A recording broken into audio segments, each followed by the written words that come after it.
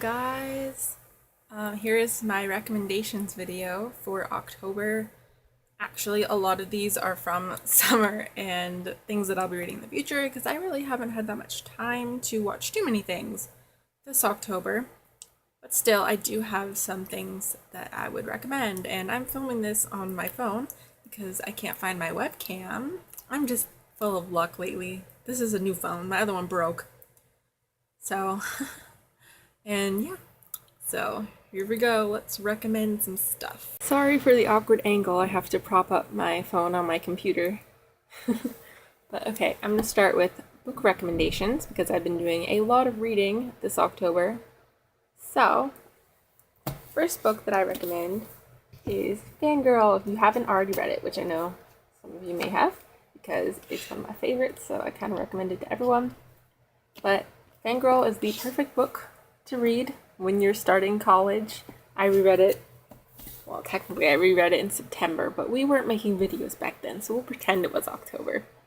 Anyway, it's just the cutest story. If you're feeling down in the dumps over college, it's perfect because it's so cute and happy. And Levi, basically it's about this girl, she's a college freshman and she writes fan fiction, and it's kind of like a coming of age story of her like just figuring out college, and it's also a bit of a romance, which is really cute, and it's just overall one of my favorite books. It's amazing. So I recommend that you, if you haven't already read that, or if you haven't read it in a while, that you read it or reread it like I did.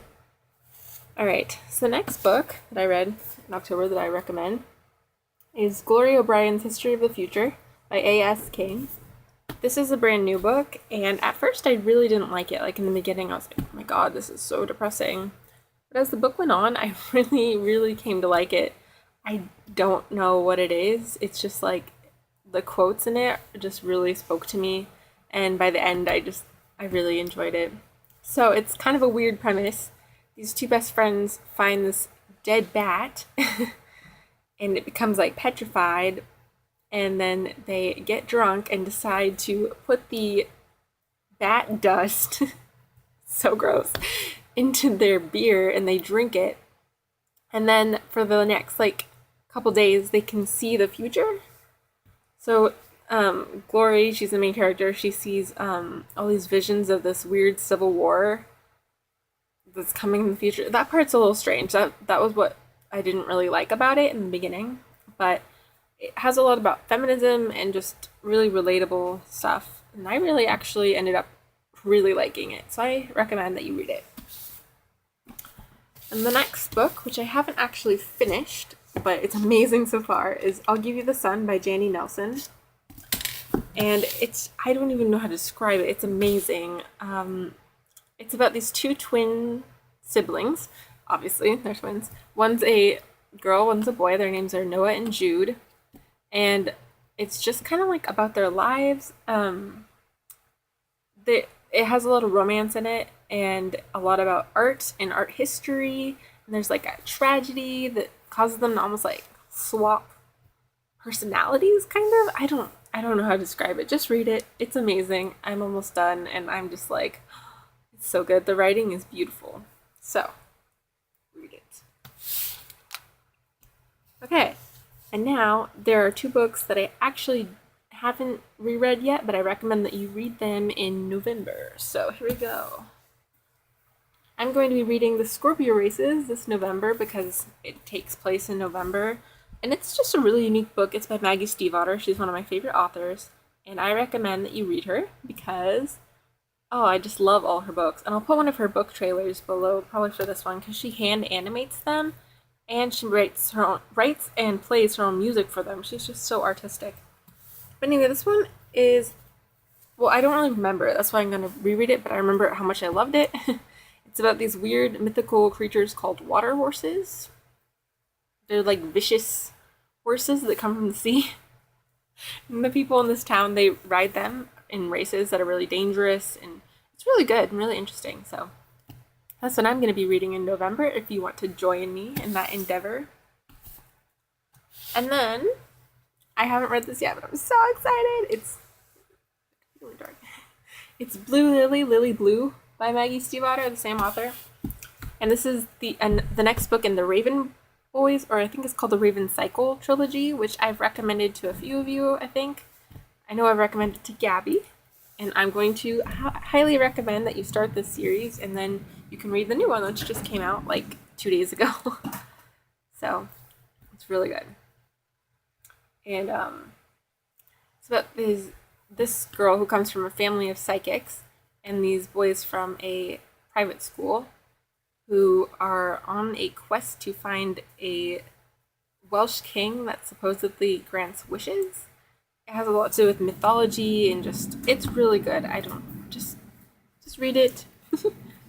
So yeah, I'll put some of the book trailers for these in the under thing if you want to check it out. Alright, next I'm going to talk about movies, and I haven't actually watched that many movies at all recently. I don't think I've watched any. But in September I watched God Help the Girl, which is just a really adorable twee musical set in Scotland, and the songs are amazing, and there's a really cute lead guy, and the fashion is amazing. And I just thought it was adorable. If you're in the mood for something like kind of indie and cute with good music, I recommend it. And then I'm sure other people are going to talk about this one, but if you haven't already seen it, I recommend the short film I Ship It. It's on YouTube. It's only like 20 minutes, so it's not that big of a commitment, but it is so cute. It's about this girl who breaks up with her boyfriend, and they're both involved in a wizard rock band, which is like a Harry Potter tribute band. And then she tries to defeat her ex-boyfriend in a wizard rock battle of the bands, and it's just adorable, and again, the music is so good, so yeah. Alright, so now on to TV shows, which I have been watching a lot of those. Why not, right?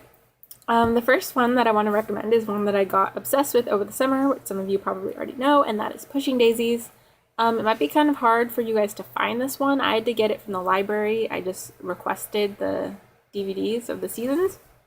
But it is like one of my absolute favorite shows now. It's so cool. And it has a lot of murder cases in it, but also a lot of magical realism, and it's kind of just whimsical and really cute. And I don't know, I'm in love with it. I want you all to watch it. The next show that I've been obsessed with, also I discovered over the summer, but I've been continuing to watch it while I'm here at college, is Veronica Mars. And this one is on Amazon Prime if you have it. And it's so good. It's like a mixture of Nancy Drew and Buffy the Vampire Slayer, which you guys know are two of my obsessions. So it's about this teen girl. She's really like smart and sassy, and she solves all these mysteries at school.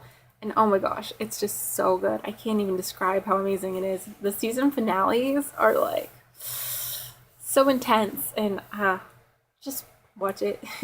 And the third season, which is the one I'm watching right now, she's at college, so that's kind of fitting if you are looking for some college-related TV shows. The next one I'm going to recommend is one that's actually on TV right now, and that's Sleepy Hollow. I've been watching that like religiously. I absolutely love it. It's about Sleepy Hollow, so Ichabod Crane comes back from the Revolutionary War, and there's all these like supernatural things, and he's trying to defeat the Headless Horseman, obviously. But I think it's cute because Ichabod's adorable, and I ship him with his friend Abby, and it's just so good. There's lots of historical stuff going on mixed with supernatural things, so, and it's gotten really good. So I recommend that one.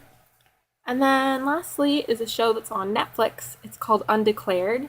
And if you guys know, I'm obsessed with Freaks and Geeks. I love that show. It's one of my absolute favorites of all time. And I didn't know that the guy who made Freaks and Geeks actually did another show, and that's Undeclared. And it's basically like Freaks and Geeks at college. It's so funny and so good. It has a lot of the same people in it. So Jason Segel and Seth Rogen are in it. And then, they're so funny. Jason Segel's character is like the funniest thing ever. He plays this like super over-attached ex-boyfriend. But yeah, the episodes are only 20 minutes long, so it's not that big of a commitment. They're hilarious. They're set at college, so it's pretty relatable for us right now. And they're just so funny. I've been like obsessed with them. And there's a lot of cool guest stars too, like Amy Poehler was on there, Adam Sandler, Will Ferrell was on there. It's really good. I recommend it. I recommend all these things. Obviously, I don't know why I keep saying I recommend it, because that's kind of the point of this video.